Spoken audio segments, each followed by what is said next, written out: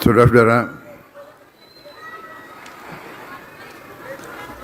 kita bersyukur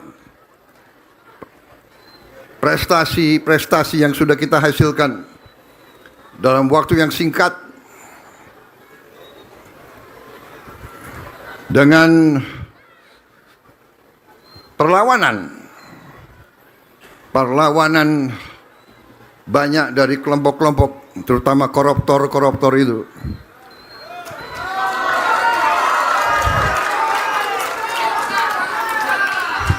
Ini ada wartawan, jadi saya nggak boleh bicara.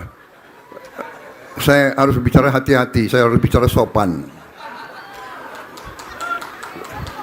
Saya nggak boleh bilang koruptor itu bajingan, nggak boleh.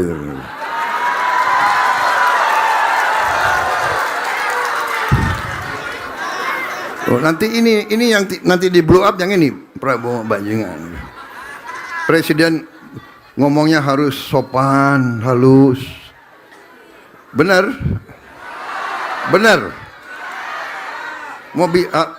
Anda mau bicara mau saya bicara sopan atau mau bicara saya jujur?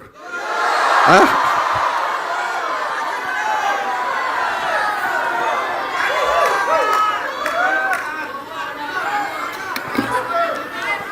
Saya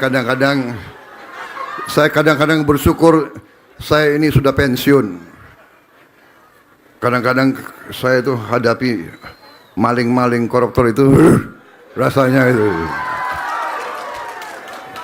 Tapi harus sesuai prosedur hukum.